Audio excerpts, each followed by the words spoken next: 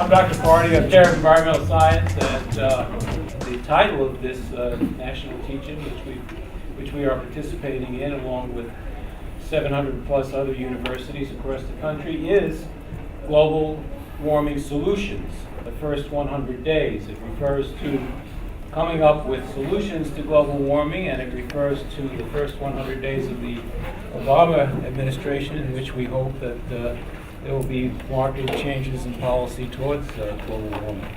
This session, we have a panel of speakers up here, being led by Mike, so I'm going to let you moderate from here on in. All yours. Thanks. My name is Mike McCabe. I'll be the moderator for this panel. This panel is basically addressing activism and the solutions to global warming. It's a diverse panel. We're going to be hearing from Professor MacLeod first. He'll be talking about the history of environmental activism, basically addressing how it was really activism that brought the environmental crisis to as the mainstream, or as making it a mainstream issue. I'm just going to talk about a couple moments that I think are more of a missed opportunity than anything else. In 1979, President Carter gave a speech that's gone down in history as his crisis of confidence speech. He says to the American people, "The threat is nearly invisible in ordinary ways. It is a crisis of confidence. It is a crisis that strikes at the very heart and soul and spirit of our national will. We can see this crisis in the growing doubt about the meaning of our own lives and in the loss of a unity of purpose for our nation. The erosion of our confidence in the future is threatening to destroy the social and political fabric of America." And the speech is really about, it focused a lot on energy policy and on our oil, dependence on foreign oil. But it's sort of gone down in history as the moment when he lost the next presidential election. Because the American people don't really like to be told that things are all going well. Ronald Reagan promised it's morning in America again, and he swept to victory in the next two elections. And I think of it as a real missed opportunity. And I think again also of 10 years later, when Al Gore first started to become involved in the issue. And I was recently rereading his speech to, actually an essay he wrote in the Washington Post after taking congressional testimony from people like James Hansen from NASA, people who were shouting the first alarms about global warming. And it always strikes me when I read these things, it's sort of heartbreaking to read them, to see how we've come nowhere since then. We still, I think, refuse to face the reality of what's going on around us. And so my interest in this story is, my knowledge is not in the science, but my interest is in the sort of political story. How can we bring pressure to bear on those who make these decisions? And Carter and Gore actually are both interesting figures. Neither of them are saints. Carter, the following year, promulgated something that's called the Carter Doctrine, in which he essentially said, we will go to war with any country that threatens our access to foreign oil, and particularly in the Persian Gulf. So even though Carter understood the crisis we were facing, he still was, I guess charitably I'd say, he was constrained by our national security policies, which seem to demand some militaristic solutions. Gore also, I think of the first Gulf War. Al Gore supported the first Gulf War. And there's a complicated story about why the first Gulf War occurred and whether we should have gone in to liberate Kuwait or not. But at least a part of that story was about oil. Postscript to that, of course, is that after the first Gulf War, we stationed a huge army in Saudi Arabia, and we left our troops at this beautiful new base in Saudi Arabia, and that was the single foremost reason that Osama bin Laden gave for declaring war on the United States in the 1990s, in the mid-1990s, that we had refused to take our troops out of foreign soil.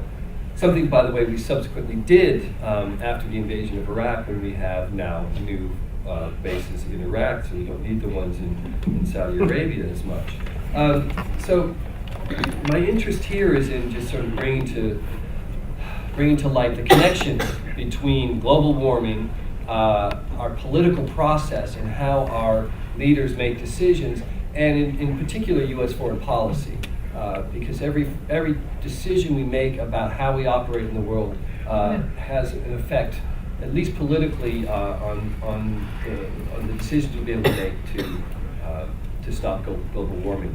The Obama administration, I'm generally an optimistic guy, and I try to retain this. I'm not my optimism is dimming bit by bit each day, mostly because the political system seems to dictate at best incremental reform when I believe we need sort of radical political change.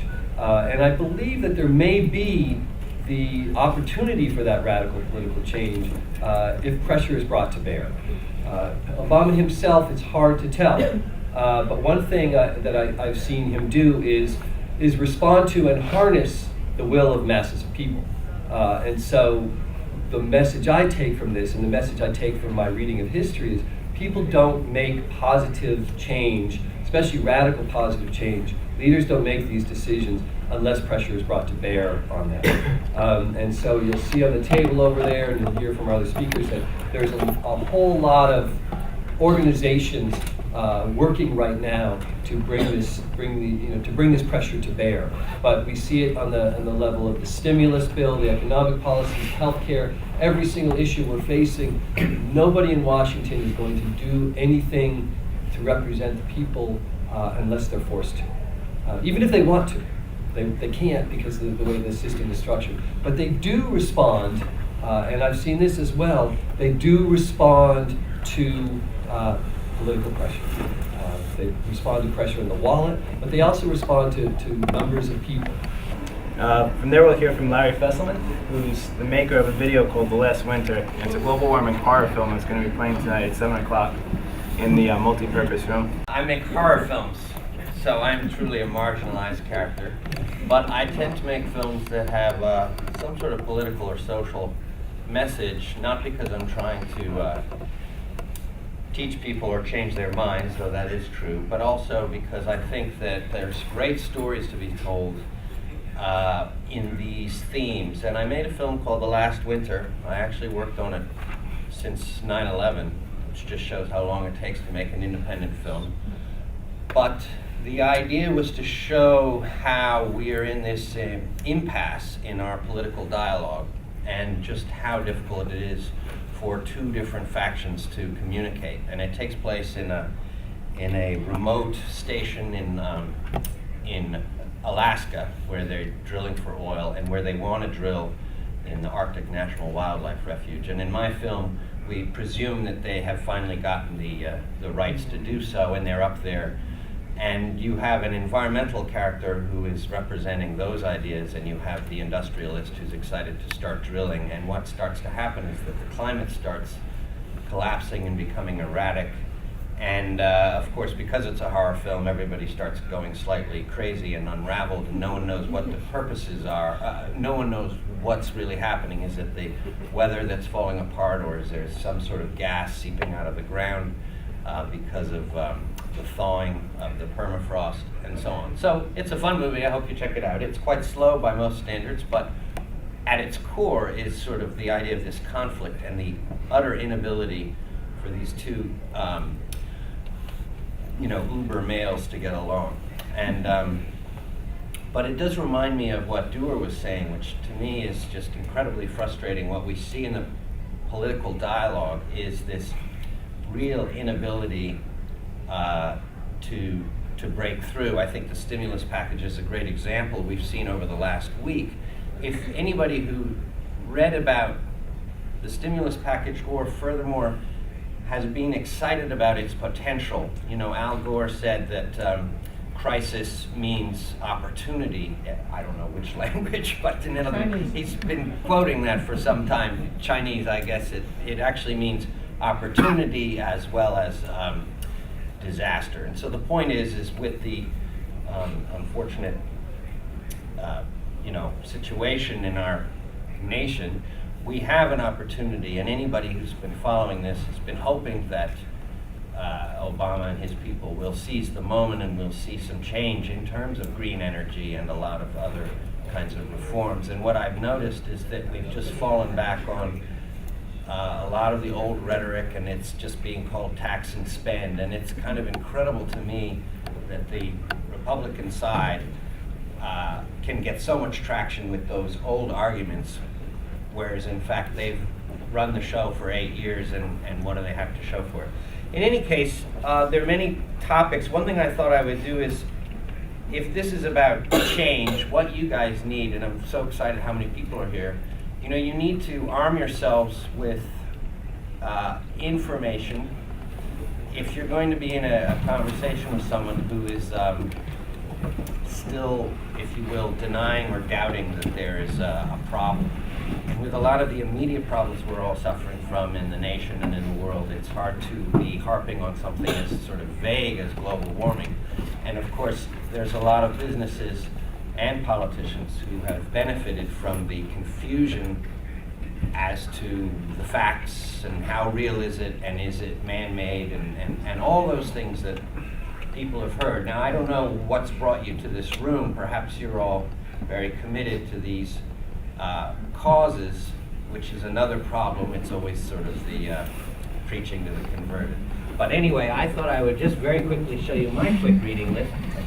This is a great book called Hell and High Water. That has, lays out a lot of the issues, but also has an excellent section precisely addressing a lot of the arguments. As you know, Michael Crichton wrote a great book, speaking of using fiction to engage people, and it was about a heroic guy who was debunking environmentalism, and the author of this book encountered that as one of the main topics when he would lecture. People would always cite the Crichton book.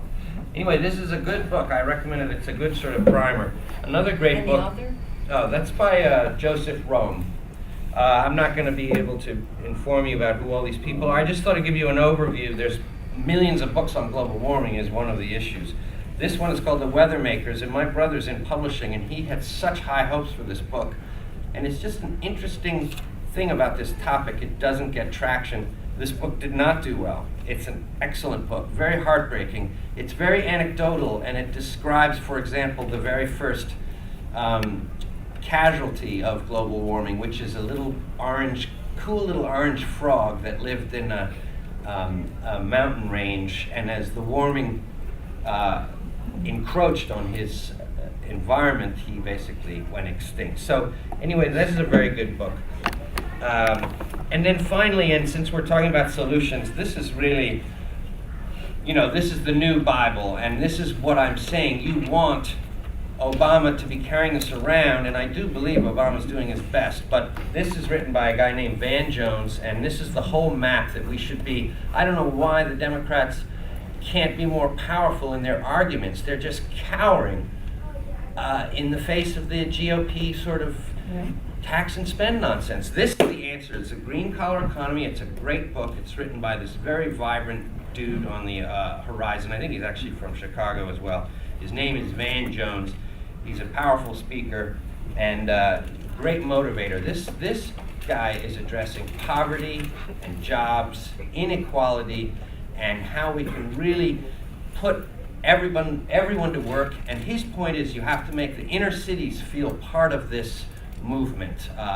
It can no longer be, and I don't think it really is anymore, but it can't be perceived that a concern with global warming is about a bunch of white, hiker people who eat granola. This is an inner city issue. This is about getting people back to work, doing jobs that are self-fulfilling, people empowering themselves and owning their futures. And so check out, these are important because you got to even believe global warming exists. And when I say you, I mean whoever you're maybe trying to talk with. But ultimately, this is a nice book because it's the solution, or it's a very passionate speech from an unexpected character. So that's my reading list. But the idea is, it's funny, I always read nonfiction and then I end up making fiction stories. And that's because I think these are incredibly potent. This situation, we're in a struggle for the very future of humanity. Everything that's important in the world, the philosophy, the very foundations, that whatever you want to take pride in about America, about human beings. I personally find humans to have far too much arrogance and really unearned. After all, what other animal destroys the very life, and destroys their home, which is essentially what people have done. So I would question the superiority of our species, but in any case, there are great stories to be told, and these are sort of a building block to tell the new adventure stories, which is a struggle you all will be in. And I'm saying you because I'm getting old and soon I'll just retire, but you guys have a future, and maybe you'll have kids, and then you want those kids to want to have a good future and all of that. So I'll leave you with that. Sorry to speak so much. No. But did I mention this film? The Last Winter, a chilling adventure, and do come tonight. My name is Brian Kelly. I do Northeast organizing for the Student Environmental Action Coalition. I just wanted to start. Has anyone heard of what a perfect storm is? Yeah? Has anyone ever seen the movie? Yeah? Okay. So a perfect storm occurs when two or more powerful weather systems come together and form a storm that is more powerful than all of the component parts would have been alone. And I think that's a fairly good analogy for the situation that our generation finds itself in today. As many of you heard from the previous two panels, we're facing a deep, catastrophic, and multifaceted world crisis. It is a crisis of economics, of governance, of kinship, culture, community, and ecology. It has become the consensus of the leadership, the progressive leadership of our generation, that immediate action and bold action is required to ensure the survivability, essentially, of humanity and our planet. At the same time, the dual climate and economic crises that we are facing are opening up tremendous space for us as progressives and environmentalists to challenge long-held, unsustainable, and ecologically destructive myths about market economics, racist culture, racist and patriarchal culture, and political authoritarianism that we see in government. In short, the dominant patterns which caused this storm to happen in the first place. So if we were to survive this storm, I think we need a framework which clarifies what is most important to clarify and empowers us with the tools we need to understand it, to act to stop it, and to eventually transcend its root causes. So imagine we're on a ship in the middle of that perfect storm. The ship is springing leaks. We're stuck in a current which is bringing us closer and closer to the storm's center. Everyone on board is panicking. What do we do to get out of the storm, and what can we do to prevent ourselves from getting caught in similar storms in the future? First, I think we need the passion and will to survive and thrive. We need to believe that our generation can overcome it, and that an alternative to storm-based economics, politics, kinship, culture is possible, and it is the duty of our generation to actually bring about this type of revolutionary change. Second, we need to know where we're going and how we're going to get there. We need vision and strategy. It is not enough to plug the leaks in the hull of the ship or to have everyone constantly bailing out water back into the sea. Instead, we need to quickly understand which pathways and solutions will bring us towards a safe harbor as quickly as possible and at an ever-accelerating rate. And finally, we need to be able to distinguish between the real solutions and the false solutions. We need to ensure that green pathways out of the climate crisis are also green pathways out of poverty and towards economic justice and democracy. We need to build a movement that cannot be divided by our opponents. We need to build a movement that defines winning as everyone crossing the finish line together, not a race in which only the privileged sectors of society are allowed to escape the storm. We've been presented with a really historic opportunity which we cannot really afford to waste. It is at this critical juncture that progressives should seize the opportunity to present a holistic vision of how our families, our culture, our economic, and political relations should be structured differently in the future. It is a responsibility to avoid not just what we might call eco-apocalypse, but something that has not widely been discussed yet, the threat of stopping at reform and stagnating at what we could call eco-apartheid. Complete climate meltdown, essentially the ship sinking, while not to be understated, is not all we have to be worried about. We must also take steps to stop the threat of stopping halfway, where only the privileged, mostly white, middle-class, male Americans will survive this storm, at the expense of women, people of color, immigrants, indigenous nations, and people of the global South. Instead, we need a movement and a vision of winning that declares that this time around, no one's going to be left behind. It needs to be a movement not only led by women, but incorporating a vision of what feminist family and community structures will look like. While we need to distinguish between negative and progressive elements of the government, the military compared to Social Security, for example, the positive programs alone are not enough. We need to fight to transform our government, as well as creating our own means of popular governance, which can move towards a system of participatory democracy, where we actually have control of the decisions which affect our lives. And we need to end the resource wars in the Middle East and elsewhere, which will only worsen this crisis, and move towards a system of international solidarity instead. We need to be highlighting that those wars are resource wars in a time when our economy and our climate is falling apart. And finally, I think we need to be building a participatory, democratic, and sustainable economy, which actually realizes our progressive values. I'm a market abolitionist, the same way some people used to be slavery abolitionists. I think this system of economics, which rewards profit, greed, consumption, and violence above all, is one of the central causes of the problems we're facing today. Instead, I think we need to replace market capitalism with a system of economic justice and democracy. Such a system, I think, would need to be based on federations of workers and consumers' councils, self-managed workplaces and cooperatives, balanced work for all, where all workers get a mix of empowering and onerous tasks, the average which equals about the same as everyone else in the economy, and a system of democratic and participatory planning, a way to sort of have a social conversation about what to produce and to consume individually, locally, and nationally, that can actually take into account environmental costs as compared to market economics, which actually can't do that. So in terms of the short-term solutions that I think we need to be fighting for, we need to be supporting clean energy like wind, solar, and geothermal, and stopping all dirty energy, not just fossil fuels, including oil, coal, nuclear, and natural gas.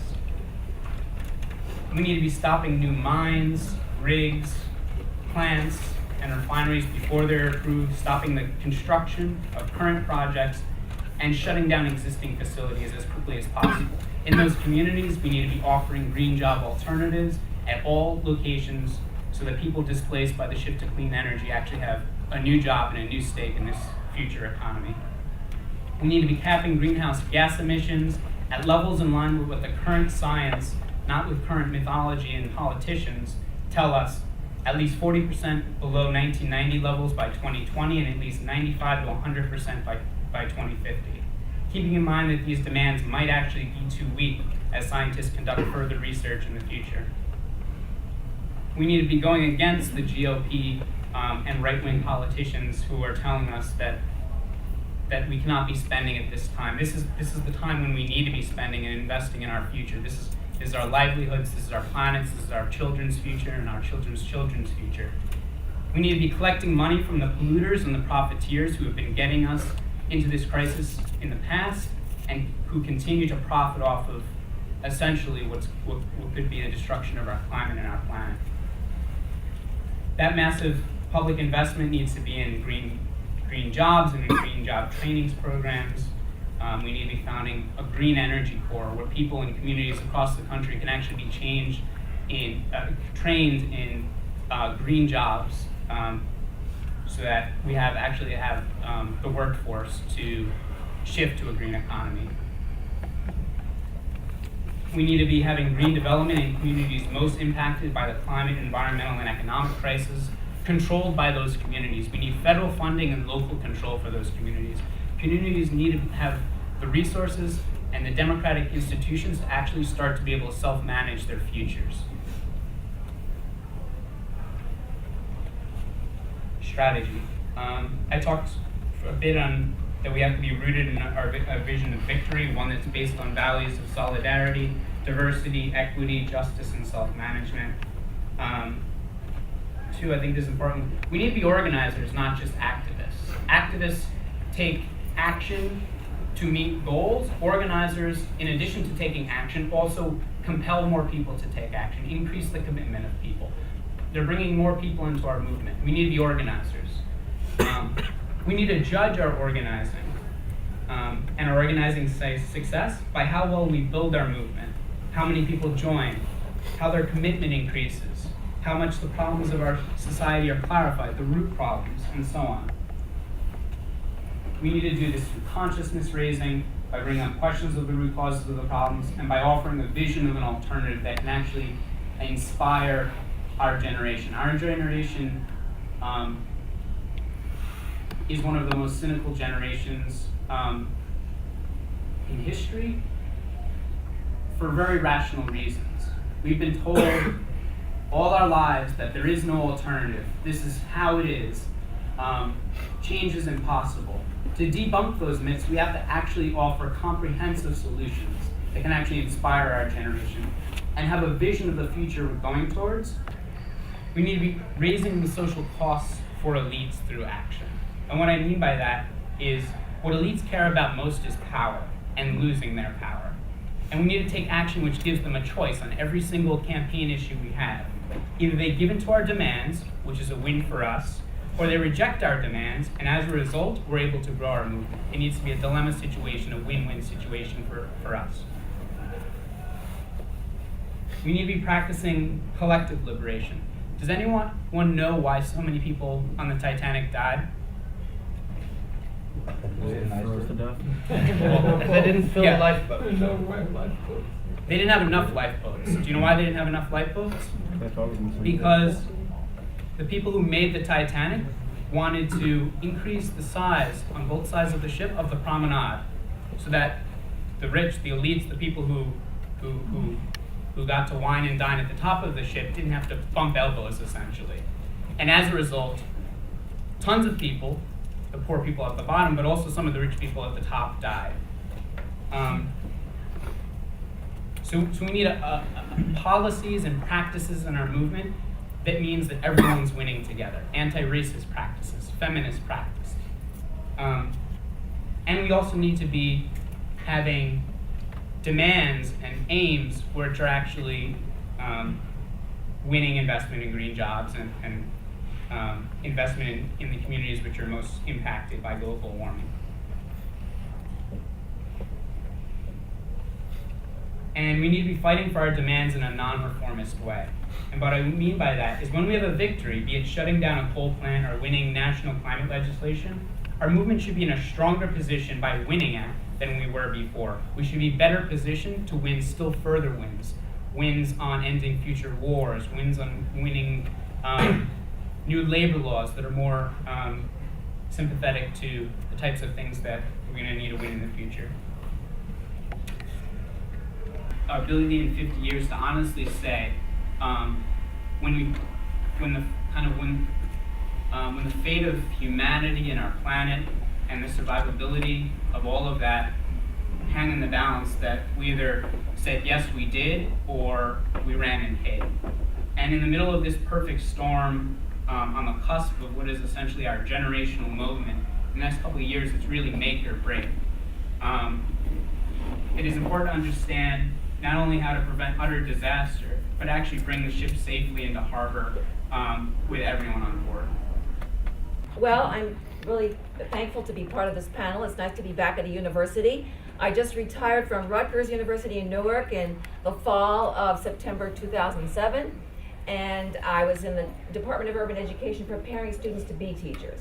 And now I was active in the Essex County Green Party, commonly known as the Essex Greens, and we have a brochure and some literature over there, some buttons, books. And basically, we are a party that you don't hear about too much because the media pretends there's only two, the Republicans and the Democrats. And so if you have an action or you run someone for president, they act like, or town council, they act like that person doesn't exist. So if you want to find out about us, our main principles are peace, justice, democracy, and a clean energy revolution. So I'll talk about the latter right now. I just want to say that when I was your age, it was the Vietnam War, and we had teach-ins about the Vietnam War. And the reason we had it was we didn't know where Vietnam was. What? Vietnam? What's, ooh, my friend went over there. Where is it? And you look at the map. Wow, that's far away. It's pretty small. How come we're dropping all those bombs? Anyway, after we got all educated, then we began to take action. So I think it's really wonderful that now, when a lot of us are trying to figure out what's this with the global warming, once you know something about it, you can maybe make a decision about what would be best for you to do. So what I'm going to do is, I've been part of movements, and I support all of what everyone here has said. But what I'll do is I'll tell you specific things that I've done or friends of mine have done that have helped toward a cleaner future for us. The Greens, well, we hold forums and film showings like this, so I won't go into that. But we do, you gotta have some fun things. You know, it's kind of a creepy topic. So you try to have some fun while you're working for social change. So we had a bike ride for a healthy planet that I'm from Bloomfield.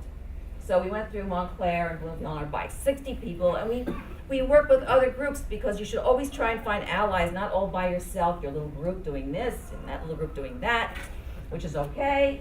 But you want to, come together and have something bigger. So we would ride our bike by an Exxon station, boo, when we get out, and then we'd say, someone was assigned to each site to say something about the site. So Exxon was bad. Then we went by a pond that was changed into a nature preserve by the people of Bloomfield. So passed by a couple of houses with solar panels. Wonderful. Oh wow, they came out. They talked about the solar panels. So to do something like that was fun, and plus, got some exercise, which all of us could use. And then there's this Power Past Coal movement. Now you see those websites? If you go to the first one, climatecrisiscoalition.org, then you're connected to everything, all the main things that are happening in this country right now. Mainly the focus now is to try to get a federal policy for massive infusion towards solar and wind and clean energy, and to stop, as some people have said today, all this investment in subsidies. Exxon getting subsidies? It's like the richest company in the whole world. $25 billion a year has gone to help the oil companies that are already rich get richer. So, all of these efforts that you're going to hear about, when you go to those sites, and what you've heard about today are really critical, because each state can do something, we can do something in our little community, but unless there's a federal policy, right, giving billions of dollars toward this end, it's going to be very difficult to achieve quickly. So as part of, so you can do something little, you can go with your sign. We had some of those signs, clean energy, not dirt, dirty coal. We went to a place in Montclair, stood on a corner and said, honk if you hate coal. Or undermine coal. I thought that was a nice one. And people would beep, and we didn't know what kind of reaction we would get, but we were very well received. Coal is not cool. That was nice. We had that sign too. So we had a good time. At the same time, we're educating people as they walk by or ride by. Now, have you heard of this? The New Jersey Global Warming Response Act. Has anybody heard about it? Wow, see, the newspapers are not telling us these things. Anyway, that was passed in 2007. What was the gist of it? New Jersey will make special efforts to stop polluting the air and adding to greenhouse gases. We're one of the first states to do that. In other words, it would be lowering all of these greenhouse gas emissions to 1990 levels by 2020, which is 20% reduction. It's not that much. But it was something. And why did that something get passed? Not because they just got nice in the legislature and started to think about it, but there was a very small group of about 15 people who participated in April of 2007 in the New Jersey Climate March. They marched for miles. It was pouring rain. It was cold. And usually you say, well, 15 people with a sign saying New Jersey Climate March and we need a new energy bill in New Jersey. But because it was so pitiful, soaking wet day after day, it rained every day, and the media got kind of interested that they didn't go home. So even though there's only 15 people, you could have said, well, I'm going home, and where's the hundreds that are supposed to be here? But the weather was bad, you know how that is, and people don't want to come, right? So they get pneumonia or something. But all these 15 people, nobody got sick, and they ended up in Trenton with the rally. Then I showed up with some other different groups. We lobbied, we went on all the doors of all these representatives saying, are you going to pass this bill? Even make it stronger than it is. And then something was passed. But there were other groups doing it before this, but you have to keep the pressure up. I had a friend who worked in Washington, and she said if they got one, well, this is in the day of postcards. If they got one postcard or letter, they figure that's like 99 other people would have written, and so and didn't get around to it. So that if you just think like writing a letter or just visiting a representative with like 5 people is like nothing, just remember that. So we still have to work to make that bill stronger, so that could be something that people could work on. Now 6 other states have passed this, New Jersey, such a bill, because since the federal government was not taking any leadership, the state said, well, I guess we better do something, because the government's not doing anything. Here's something else. There is a handout that you'll get. It's on the corner of that table there called How to Get Involved. And it talks about how people can fast every Monday or whenever to make a point. And I'll tell you what happened in the September of 2007. 1,200 people agreed to fast for one day. That was the beginning of the Congress when it started in like September 1st or so. That they wanted an energy bill passed. And so they were like 1,200 people across the country fasted for one day. Then there were some more people that fasted for 2. I fasted for 4. I thought I couldn't do this. I mean, fasting, I like to eat. But anyway, I wasn't just water. Some people do just water. I do juices and juices. You'd be surprised how you can get used to just juice if you have this cause in your mind and you tell your stomach, I'm not eating, you're not getting anything. You brainwash yourself and you can make it. Now, my husband, he is a leader in the Climate Emergency Council, which is on this, one of the groups on here. He went for 107 days only on liquids. And there were a few other people that went maybe 2 weeks, but he went, so you think he'd die, right? No, he took vitamins. He had really thin soups, but he didn't chew anything for 107 days. And he was down there with other people lobbying all the time. Hey, this guy's hasn't eaten for a month. What? A month? What's that? So it was a way of waking up people. If this guy cannot eat for month after month, can I do something like write a letter, make a phone call, So it was a way to wake up people. And it got in the papers somewhat. Then 20 people, including myself, decided to commit civil disobedience. What we did is we went into Senator Mitch McConnell's office in Washington, D.C. He was the Republican majority leader. Of course, now he's the minority leader, but at this time, in the fall of 2007, December, 20 of us went there. We said, we're going to sit here until we speak with him. They said, well, he's not coming. Well, then we'll just sit here all day. So we were all sitting there, eating our lunch, talking to the secretaries. And then he sent a letter from another office, typed, to us. It was weird. I mean, he wouldn't even speak to us. Mitch McConnell. He's always on TV now saying that Obama's program is awful. So you'll see him, Mitch McConnell. Anyway.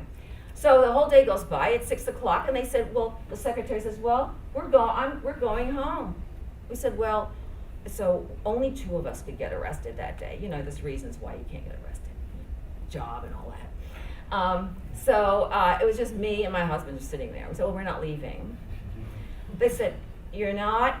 So they just left, and they were sitting in this office with no secretary, nothing, no Mitch McConnell. I mean, we could have stolen everything, but of course we didn't.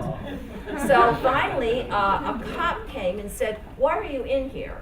Meanwhile, our friends are in the hall, because we're staying in the office to make a point. There's 2 reporters from Kentucky. This is a guy from Kentucky, the coal state. He loves coal. He had told all the Republicans to vote against anything with clean energy, only for oil and gas. And coal, and we thought, someone's got to do something about this. So we're there, and then the cop comes and says, why are you here? Oh, the secretaries went home. What? So he ran away. 20 minutes, he comes back with more cops. And they put you in handcuffs. He said to me, you're not going to like this jail cell. I said, I can handle it. So they give you these plastic handcuffs. They take you in a little paddy wagon. You go into and then you have you write something. They take away your pocketbook for them, but they don't steal anything. They write everything down there in your pocketbook and stuff. So they prove they're not stealing anything. You write something on your arm, like your lawyer, so you can call your lawyer, since you don't have anything to refer to. And then they just take all this information, and then what happens is they give you a court date, then you come back, and then we had to pay a $50 trespassing fine. We were charged with trespassing in our government office. I said, but the door was open. They said, yes, but when you don't leave, it's trespassing. So I went into detail about this because there were 2 huge articles in Kentucky papers about how there were sit-ins and protesters in Mitch McConnell's office and why we were there and how he was not supporting clean energy. So even though there was only 20 people all told during the day, right, and 2 of us got arrested, it got in the paper. That was the point, because sometimes you just go there and you have a little picket line, clean energy now, no one cares. It's when you do something different that they kind of pay attention to you a little bit more. Okay, then there was another one, and the reason I'm mentioning it, that is the Power Shift Conference, where it says there 2009. If you go there, there's 10,000 young people who are going to be there, mostly young people. There's some other older people who will be there too. And they're going to be learning all about things that you've studied here.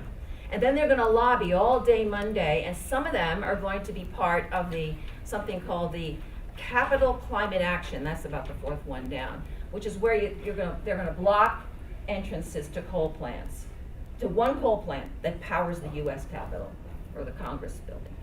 And they're peaceful, nonviolent, respectful, but they're just not going to move. They're going to stand like this in front of an entrance to stop the coal from going in and out. There should be thousands of people doing this. I plan to join it. I'm not scared. I know the first time I did, I was a little scared.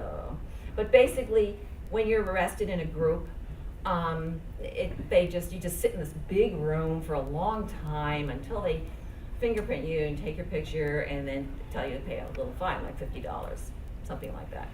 Sometimes you get it all dismissed because there's so many people, they can't even handle this many people. So, if you decided to go to the Power Shift Conference, which is what are the exact dates? February 27th to March 2nd. Yeah.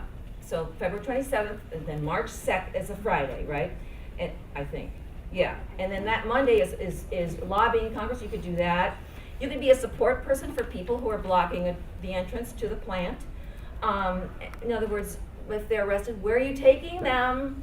And then you can follow where they are, help them get out, because there's a whole network. You just don't do something. You get trained.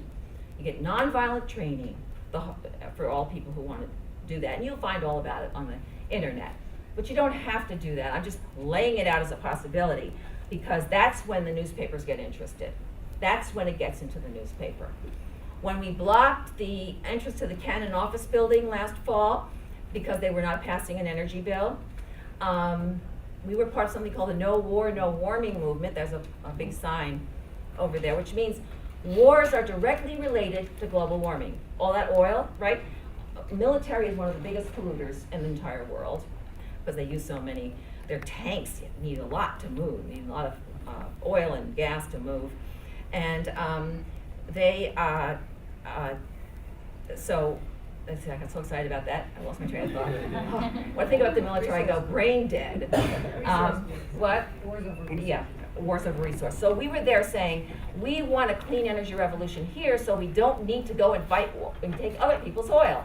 We have solar and wind. Who needs to fight a war in Iraq or anywhere for these resources? Because we'll have them for ourselves. So 68 of us got arrested that day. I don't make a habit of this. Just once in a while I do this. But some people were blocking a street. There were people on bikes that rode their bike very slowly around, and that slowed, lots of bikers going slowly through 8 a.m. in the morning when everyone's trying to get to work. And we blocked an entranceway, which we linked arms like this. I can stand up, I'll show you how we do this. And then when the police come to take you, he's chanting things like, what do we want? Clean energy. When do we want it? Now, you know. So that's an all-purpose. Like, what do you want? Peace. When do you want it? Now. What do you want? Justice. Clean energy, okay? So there we are like this, and now you have a choice. You could be, you know, hold on like this and be dragged away with this other person, or you can just say, go like this, which is what I chose to do since I was afraid I hurt my arm. So there I am on the sidewalk with my handcuffs, and a reporter thinks it's very interesting to have a gray-haired person sitting on the sidewalk with the handcuffs. And so all of a sudden, the next day, there I was, quoted in the Washington Post as being there because I said, I am preparing students to be teachers.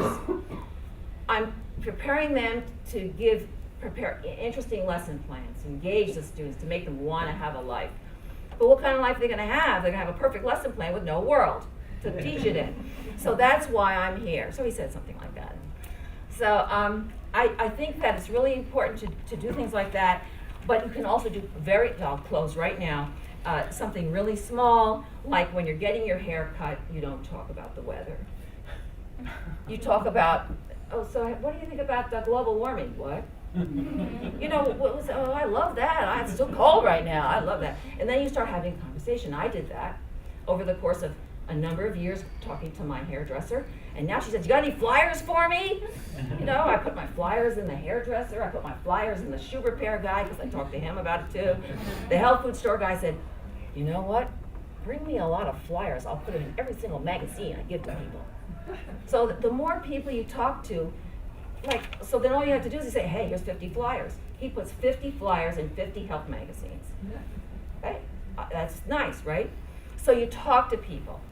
You don't just sit there quietly getting your hair cut or just standing there waiting for him to polish your shoes. You know, you just talk.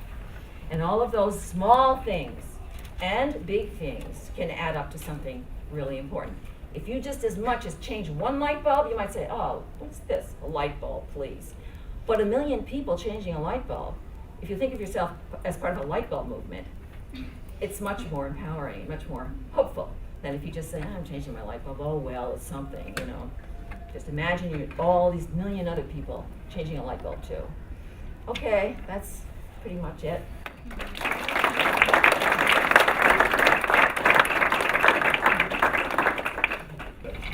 Yeah, I have just comment/question for, I guess, most of you.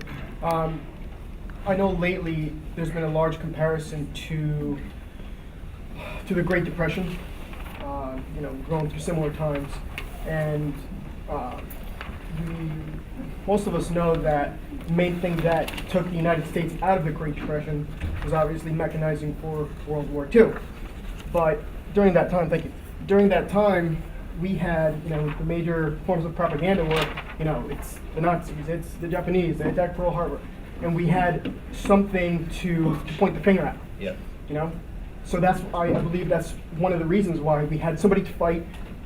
We were able to mobilize, create those jobs, get out of the Depression, and win a war on 2 different fronts. Now we don't have anybody to point a finger at except ourselves. Yeah. So that's, how do we get out of that mentality? I do think that's a very important point. America likes to have an enemy. That's why Bush got so much mileage out of hating Osama bin Laden and terrorists. I mean, we can't say the terrorists are doing the global warming. We can't say it's, you know, Right. it's our end doing global warming. It's us. Well, it's funny because my film is really about self-betrayal, and those are the themes that I find the most interesting when you look in the mirror, and that's the monster. That's a scary place to be. And that is the problem. It's like Dewar started this whole thing with Carter's speech, which in a sense backfired because America didn't want to hear that they were supposed to wear sweaters and that they needed to sacrifice. Now I find it interesting that Obama is able to bring that rhetoric into his speaking, and it has a little bit more traction. There's not quite as much resistance. He's speaking a lot about responsibility and bringing us back to an era of responsibility. And I believe he's getting some traction because that also has a slightly conservative ring to it. Like the conservatives use that rhetoric, though it's unclear that they've ever behaved that way. But you know, that's a traditional rhetoric of personal responsibility. So But I think you've hit an essential point, which is how do we create an enemy that America can mobilize against, exactly. Well, And I what think about the it's- oil companies? I mean, a lot of people hate oil companies. you know, if you- They're as big as a country, Yes. many of them. They have more assets than most countries do.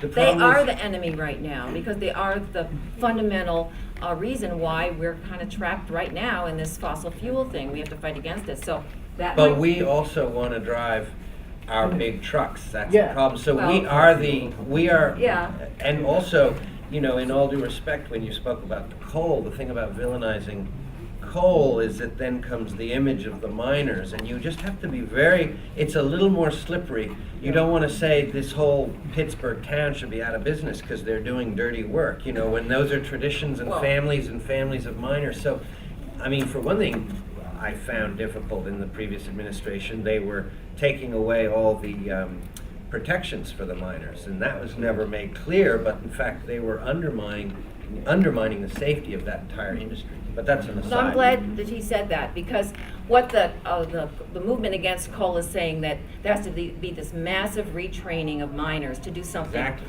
more healthy All and that about will be jobs. remunerative to them and to support their families. So I'm glad you Right. said that. And that's, but you see, as you say, it's a much more subtle message. You know, we hate coal, but we love the miners, and we don't want to, you know, and even with ExxonMobil, of course, we all could villainize them, but as I say, Americans still want to buy their really big trucks. So I think so much of this comes down to public relations and how you get the media. It's something that's called framing. It's a big conversation about a political dialogue is discussing the notion of how you frame something. And what I keep harping on today is that the Republicans have turned the spending, well, I've just said it, they've turned the stimulus bill, they call it the spending bill. So they're reframing it so that it becomes, yet again, the Democrats making big government, even though George Bush had the biggest government in the history of America, but that somehow doesn't get any traction. So they're saying it's a spending bill instead of a stimulus bill. So the perception, literally in a week, has shifted, and now it looks like it's a foolish waste of money. Believe me, I think the stimulus bill may have a lot of problems, but just because there's so much bad press about it, let's talk about the good stuff. It's a lot of incentives to build new batteries. We need batteries to run our Walkman. No, I'm kidding. We need batteries to run the new hybrid cars. And the problem is that Reagan came in and he arrogantly took the solar panels off the White House and said, we don't need that crap. That's pansy stuff. And what happened? America invented the compact fluorescent bulb. Well, within 5 years, thanks to Mr. Reagan, I don't mean to be partisan here, I'm just saying this was a bad mindset. We exported that technology, and now we're importing compact fluorescent bulbs. So that's the problem. We have to take pride in America as a country that builds things, not just serves them. And also, a lot of this economic crisis is because all we've been doing is pushing paper for the last 20 years, 30 years. It's just a bunch of guys futzing around with paper and false bonds and junk bonds and so on. That's not what America is. We want to be building. We want to be manufacturing our own hybrid cars. How come Toyota's making those cars? My brother always says, buy American. I'm like, I would if they'd make a proper hybrid car, bro. So that's what's going on. We need to rethink. We need to reclaim our self-respect, our dignity, put our people back to work. Green jobs are local jobs by definition. We'll build the solar panels in our own country. We'll build the wind powers. We can build turbines in some of the car companies that go extinct. We can build, and we can also build hybrid cars. And those are the ideas. Can I just add to that? In terms of service jobs, there's all kinds of services that need to be offered in our country which aren't being offered. For example, what if we built health clinics in every single neighborhood that provided primary care for people and had a universal health care system that funded that through our taxes? Elder care, education, these are all service jobs, and they're the kind of jobs that can't be exported again to India. So there's loads of things that we could be finding jobs in if we had the political will, and you folks we, all of us, have to create that political will to get behind our legislators. If I can just piggyback on that. I've seen a real change with Obama, with his candidacy. I would also say Al Gore's Inconvenient Truth was an important moment that people are starting to change their sort of worldview, to see the connection between energy, military, jobs, just at least be open to those questions, where it used to be, well, oil costs something and that's that. And we never thought of, well, what goes into, the external costs of oil. Are the US military securing that oil, as well as the environmental damage and then the health damage? All of those are part of the oil economy, even though they don't factor necessarily into the cost of a gallon of gas. So I've seen in the last couple of years a real change in young people's willingness to sort of look at the world in a different way, to see the social connections. Like the way I see it, there should be an overarching social change that has to occur. Like this individualistic capitalist nature that we have is part of the reason why this happened. Like this idea of getting rich by exploiting other things, exploiting other countries, exploiting resources. Like this mass exploitation of everything. And I think socially, if we can find a way, and I don't know the solution, that's what I'm probably overwhelmed by it all. But in terms of like the overwhelming magnitude of what we're facing, the problems are big, but what we can do is we can define fundamental shifts in the short term, which will compel other changes. Kind of the big things we need to win.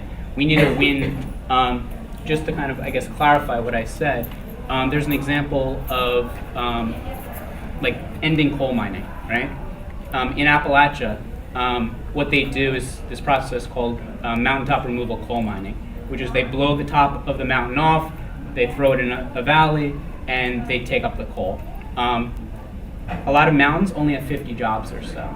And once the mountain's gone, it's gone forever. It's not sustainable employment. We can have sustainable employment. Instead of blowing the top off the mountain, you're putting wind generators on top of the mountain. That's a sustainable long-term employment.